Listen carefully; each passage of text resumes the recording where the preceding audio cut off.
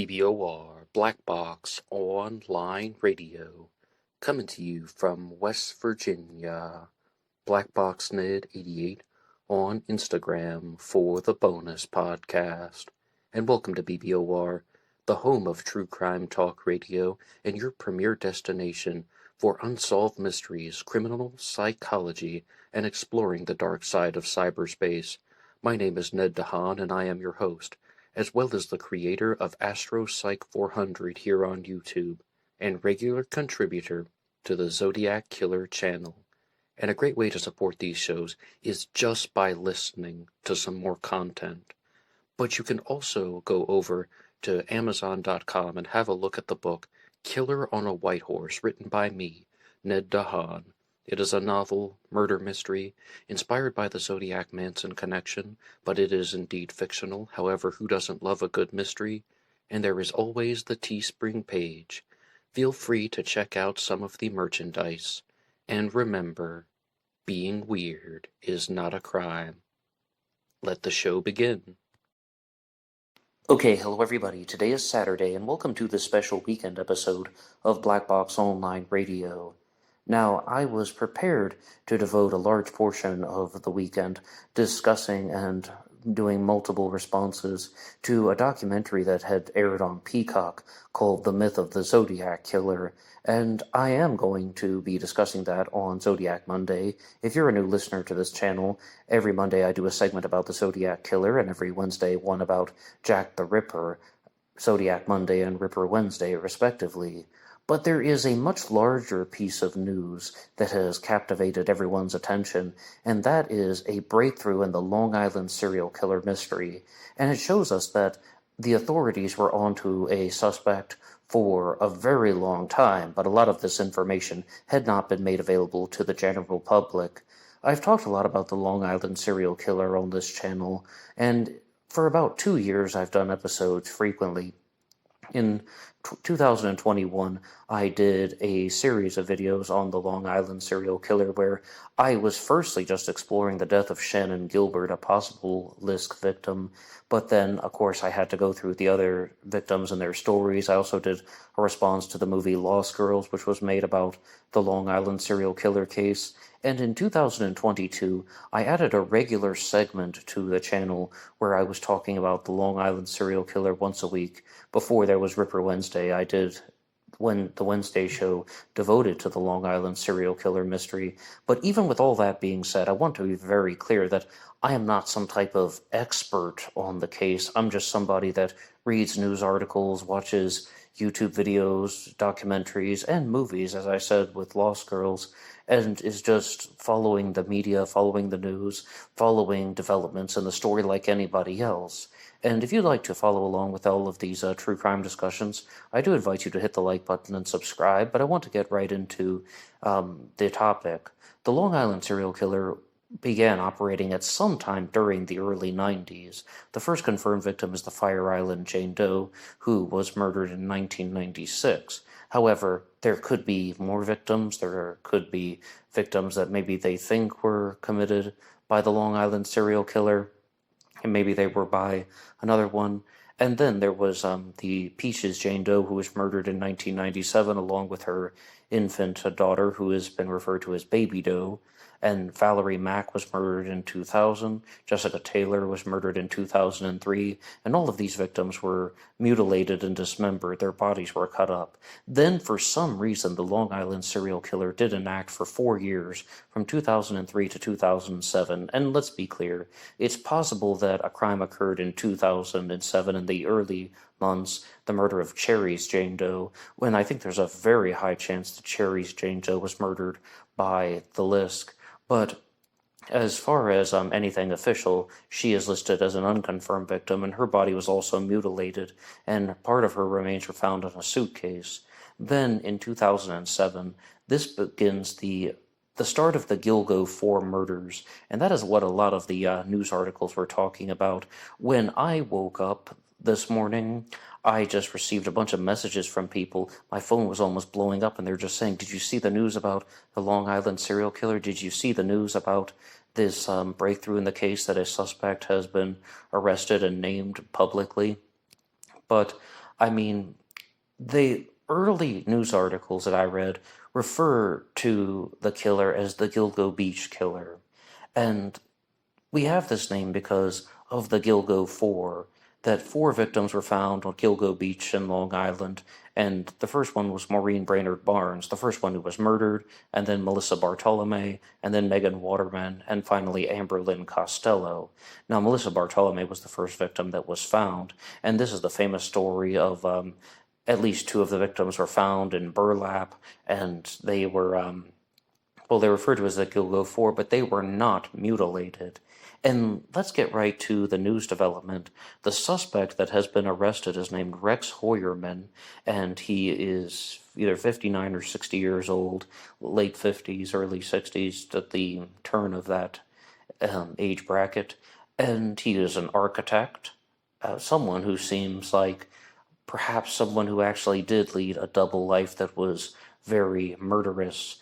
And when they first announced that this suspect had been arrested, I thought, well, number one, innocent until proven guilty. Did he actually do it? I mean, who on earth is this person? I had never heard of this guy.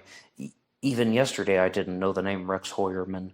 But I think that after everything has been shared, if all of the info that law enforcement has revealed is accurate, the evidence against this guy is damning.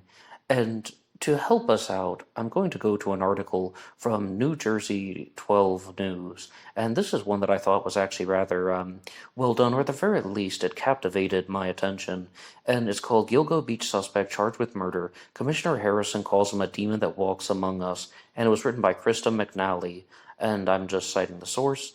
And it says, a Massapequa Park man has been charged with 3 murders of women in Gilgo Beach. Police officers arrested Rex Heuermann in connection to the murders Wednesday night in New York City. Heuermann was charged with first-degree murder and second-degree murder for the deaths of Melissa Bartolome, Megan Waterman, and Amber Costello.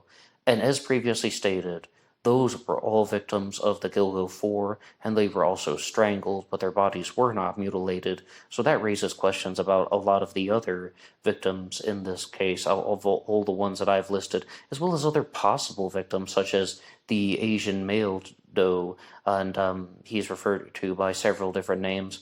But the long story short is he was a male who was wearing female clothing, and there could be many, many other victims that this person did indeed murder. Heuermann faces a total of 6 charges, all of them carrying a sentence of up to life in prison. He pleaded not guilty and was held behind bars without bail. He is due back in court on August 1st, and Black Box Online Radio will definitely be following this news story. Heuermann's neighbors tell News 12 that they saw law enforcement on their street around 11 p.m. on Wednesday. According to neighbors, Heuermann lives at a home on First Avenue with his wife and children and would commute to work in New York City. According to prosecutors, Heuermann committed the murders when his wife and children were out of the state. Neighbors also say Heuermann went to Berner High School and had 5 or 6 siblings. Heuermann was charged with first and second-degree murder for the Gilgo victims, Melissa Bartolome, Megan Waterman, and Amber Lynn Costello. They were the first of 11 bodies that were found along the Ocean Parkway on Long Island on December 11th of 2010. The mystery attracted national headlines, and the unsolved killings were the subject of the 2020 Netflix film Lost Girls. The deaths of the 11 people whose remains were found in 2010 and 2011 have long stumped investigators.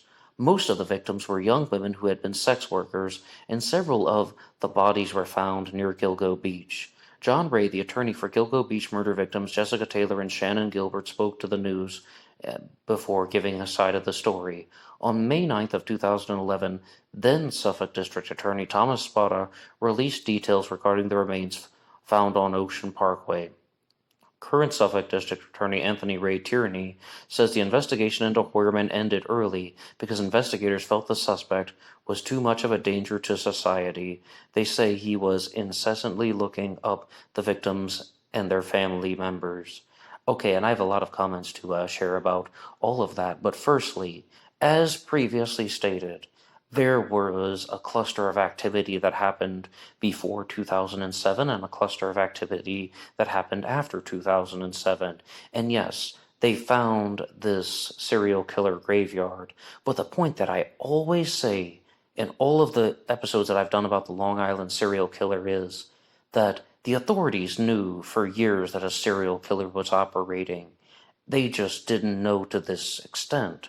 They called the serial killer the Manorville Butcher. It's spelled like Manorville, but I have to give a shout out to Carl Carras, who is a Long Island commuter and said it's actually pronounced Manorville in that part of the country, and that that's the name of the serial killer because, as previously stated, the victims were mutilated and dismembered, and this definitely was all put together once they discovered the remains of Valerie Mack, although she was unknown at the time, and Jessica Taylor. Now, Jessica Taylor was identified because of a tattoo, and Valerie Mack was identified by DNA years later. But to get back to the suspect, Rex Heuermann, I mean, once this news was brought out, I was just truly shocked, truly stunned. I was just a little bit speechless. With the Long Island serial killer mystery, it becomes very apparent that physical evidence was something that could actually lead to breakthroughs. Because looking at the Zodiac killer mystery, for example, fewer crimes, fewer incidents, fewer contact with the victims. I mean, the Long Island serial killer was extremely physical with the victims, both in the early cluster and the later cluster of activities. And you would think that DNA evidence would have been left behind, and it was. And when I was reading a different article, I think it's the one from the New York Post, it stated that the way they caught this guy was they were following him because, I mean, he was on their radar, and he threw away a pizza box in the trash can, and then they used the pizza crust from the box that they took his garbage, and they used that, and they compared it to a hair that had been found on one of the victims' bodies. And I would also like to give a shout out to longtime BBOR follower Tina L. That's her YouTube username, and she has provided a lot of substance material for this show, particularly in the Long Island serial killer episodes and the JonBenet Ramsey episodes. There are numerous ones about those cases here on this channel, and she also just gave a very solid breakdown, a bulletin that she had posted stating that, okay, this guy Rex Heuermann, he was doing frequent searches about the victims and their family members. He was in the possession of some type of pornographic material that is, well, very bad in targeting other types of people. I'm not even going to say those things because YouTube will strike the channel. And also, his hair was found on one of the victims. It seems pretty damning that this is the guy. But the whole point about comparing the Long Island serial killer and the Zodiac killer is that there was an enormous amount of physical evidence that should have been there, and the authorities knew about it, but we didn't in the general public. And I had a very strong feeling that the Long Island serial killer was going to be identified. I did not expect that he would be identified as quickly as he did. I mean, even by now I was thinking maybe 5-10 years down the road there'd be some type of breakthrough, and I thought that it would be done through genealogical DNA, as opposed to what another news article, I think it was the one from NBC News, said. They said old-fashioned police work solved the crime, and also they heavily relied on profiling. Earlier this year on the channel, I did an episode about David Meyerhofer, who was known as the Montana child killer, and that was one of the first cases where profiling became the primary form of evidence that was used to catch the suspect, to catch the guy, and that was done way back in the early 1970s. And as far as the 2000s, there are all types of advancement in forensic sciences, and even in the fields that are a little bit more controversial or use social methodologies like profiling. And it goes to show you that it is possible for these true crime cases to be solved. Now, this guy is still innocent until proven guilty, but I think they've built a very strong case against him, and to us in the general public, I'm even tempted to say that this is a case-cracked situation. Now, I want to talk about some of the phraseology that has been used by these publications because, as previously stated, the early news articles are just referring to this guy as the Gilgo Beach Killer, and there are three names that are mostly associated with this story: the Long Island serial killer, the Gilgo Beach Killer, and the Craigslist Ripper. And I was even just wondering, well, does that mean that he only committed the Gilgo 4 murders? I mean, or did he did he commit the early crimes? And the honest answer is those types of details either have not been revealed to the public yet, or they're going to reveal them soon, or if they have, I haven't seen any connection about that. I've noticed that almost every news article that I've read about this is talking about how this guy is being charged with 3 murders of the Gilgo Four, and the fourth victim, I mean, she was actually the first one murdered, but the other victim in the Gilgo Four was named Maureen Brainard-Barnes, and I was following one page on Facebook called Remembering Jessica Taylor, and they said that it is expected that the authorities are also going to charge Rex Heuermann with the murder of Maureen Brainard-Barnes. But as far as these names that have been attributed to the killer, the Gilgo Beach killer, Long Island serial killer, Craigslist ripper, there is a very clear connection among the victims, and that is sex work. Many of the victims were sex workers, and they were using Craigslist as a way to attract their clients. Now, as I understand, Craigslist has really tried to crack down on this. They've even removed the personal section, which were mostly overrun by people who were using it for some form of illegal prostitution. But I was reading the article from NBC, and it was talking about how there can almost be some type of psychological issue with these serial killers that prey on sex workers, and they might even think that they're doing something moral because they think so poorly of women who are in this profession. And when I did the episode on Maureen Brainard-Barnes for this channel, let's just call that Long Island serial killer, the murder of Maureen Brainard-Barnes, somebody wrote into the channel saying, "Why are you talking about her? Better people were murdered." And that user was very quickly blocked and removed from BlackBoxOnlineRadio, because even if you disagree with her life choices, she did not deserve to die this way. Even if you think that her profession is bad, which a lot of people in the comment section do, and a lot of people in this audience do, she did not deserve to have her life ended in such a gruesome and horrific manner. And to say something like that is not only disrespectful to the victims and disrespectful to their families, it also doesn't acknowledge anyone's humanity at all. And we do have to remember, that there are real people involved with these stories, real people who would have had real feelings and would have experienced real pain during these situations. So 99% of you guys in the comment section are very respectful of the victims and murder stories, and then it's just that contaminating 1% that wreaks havoc on a lot of these discussions. But more importantly, as far as the profiling of this killer goes, it seems that a lot of time has passed since 1996 with the murder of the Fire Island Jane Doe. And when I found out how old this guy was, Rex Heuermann, I mean, talking about being 59 years old, I was thinking, how long has it been since 1996? Well, going back, I mean, that's 27 years, right? It's 2023, 27 years. I mean, it's just like a blur in a blink of an eye. I mean, 1996, I remember sitting around in West Virginia watching the Power Rangers and such, but it's crazy how fast time flies. But 27 years. That means that this guy would have been in his early 20s at the time of the first killing, if he did indeed commit the Maynardville butcher murders. And we have to recognize that. We have to think about that. Early 20s, mid 20s, this is totally normal for a serial killer to start operating that way. And I've always said that the Long Island serial killer seems to have a rather conventional reign of terror or period of activity. Let's go back to the Zodiac killer. Let's go back to Jack the Ripper. Very short amounts of time when these people were committing murders. The Phantom Killer, the Axeman of New Orleans, serial killers who operated for either less than a year or slightly over a year, meaning the Phantom Killer, Jack the Ripper, and the Zodiac all had their entire period of activity in less than a 12-month span. The Axeman of New Orleans had a longer one, but it's only over a period of about 18 months, 1918 to 1919 in New Orleans. But I digress from that.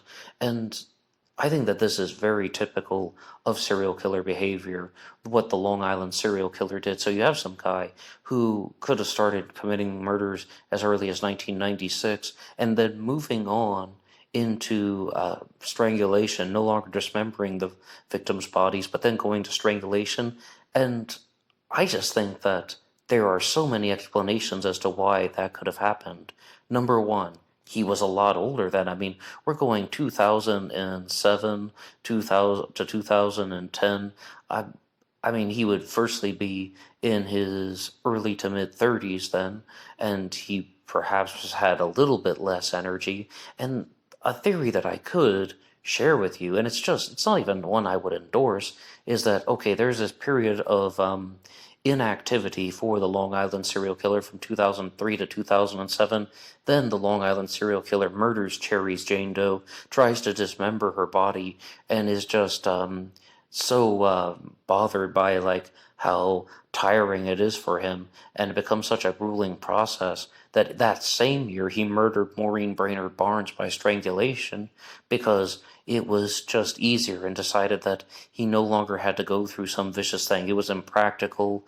And also, you guys in the comments section even talk about how a reason why the mutilations could have stopped could have been as simple as he moved to a different location, he moved to a different house, he didn't have access to the type of kill room that he used. Kill room is a term from the show Dexter. He didn't have the opportunity to commit the mutilations in a particular way. There was just something that prevented him from doing so. I've also thought about other possibilities. Maybe he had an injury to his body, particularly his hands, but it could have also been any other type of injury that would have limited his physical capabilities. So the killer murders Cherry's Jane Doe and thinks that this is so difficult, I'm not going to do this anymore. And then he decides that he's going to become a killer that is going to operate by strangulation. Now, that is purely a theoretical statement, but I'm just waiting for the details. And one of the biggest questions that I had during all of the Long Island serial killer episodes was, is the Maynardville butcher and the Long Island serial killer the same person? Because if not, that means that there could be a real serial killer out there. Maybe there was someone who actually got away with this. And one of the victims that I've only talked about a little bit in this story is Shannon Gilbert. And Shannon Gilbert is an unconfirmed victim of the Long Island serial killer. She actually went missing in between victims 2 and 3 of the Gilgo 4. And Shannon Gilbert was someone who had a 911 call where she's calling and asking for help. She's just freaking out. She says that someone is trying to hurt her, and it's actually multiple people. She says that there are multiple people who are against her, and her driver, who drove her to meet a client, was named Michael Pack. The name of the client that Shannon Gilbert was seeing was named Joe Brewer, and the both of them gave depositions. Now, as far as Shannon being involved with the Long Island serial killer mystery, number one, the absolute first news coverage that I read about this was stating that they were just including Shannon Gilbert as a victim of the Long Island serial killer, and it wasn't until about the fourth or fifth article that I found that said, okay, Shannon Gilbert is still an unconfirmed victim of the list, but also there was a statement that had been made by one of Shannon Gilbert's sisters by saying, no matter what happened to her, no matter what, Shannon Gilbert died. She's freaking out on a 911 call saying that someone's trying to hurt her, and then later on she was found dead. Shannon Gilbert was the victim of something, and she definitely met a tragic end, and she should just be remembered as that a woman who was experiencing a very sad ending, and they should just also show a form of empathy. In short, I think the exact phrase was, something terrible happened to Shannon, and whether she was murdered by the Long Island serial killer or not, that doesn't mean people should think any less of her story, and her story should also be investigated, and true crime sleuths can investigate. And I've looked at this so many times when it comes to these high-profile serial killer mysteries, where it's like, just because someone wasn't murdered by this quote-unquote high-profile serial killer, it does not mean that their story is any less important. And I talk about this all the time on BlackBoxOnlineRadio. But I'm noticing that there are a lot of very conventional things with this suspect Rex Heuermann, and if they do have his DNA evidence, I mean, that's definitely going to be a strong case. He has pleaded not guilty, though, so I'm really quite curious to know what was going to happen, or how the lawyers are going to spin their web of, well, you either convince or you confuse in the courtroom. How are they going to spread the web, and which direction are they going to go in? So we're going to follow the story on Black Box Online Radio, but it gives us hope that arrests can be made, even in decades-old murder cases. Arrests can be made, and the Long Island serial killer is a story that should have been solved and cleared up much more easily. And I've really just wondered about this serial killer graveyard on Gilgo Beach. I mean, how did people not find these bodies sooner? I mean, it really didn't seem like the killer was going through such a great length to hide the bodies of the victims. Maybe it's just a secluded area where he thought no one was going to find them. And let's share a final thing about the two serial killers operating at different times. It could also be that the Ocean Parkway leading to Gilgo Beach was just a convenient dump site for a serial killer, and that they were just using that as a way to dispose of the victim's remains because it was a convenient location. And I've looked at maps of the Ocean Parkway before, and you have to almost make a right turn and then kind of drive along a very, very far out stretch of road that doesn't look like it's really connected to a lot of other roads on Long Island. I've never been there personally, just looking at the maps. So it's just a far off place, a place where they wouldn't be interrupted when they're trying to dispose of human remains, as horrible as that sounds. So it was a convenient location for a serial killer in the 90s and early 2000s to use, and then a convenient location for a serial killer in the later part of the first decade of the 2000s. So, I mean, I think about these things, but I certainly don't know 100%.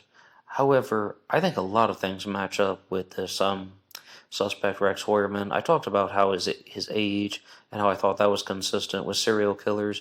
But also, I will share one thing that I've encountered on true crime podcasts, and that is that sometimes there are stories of a serial killer that commits the first crime by accident, and then they realize that they can get murder.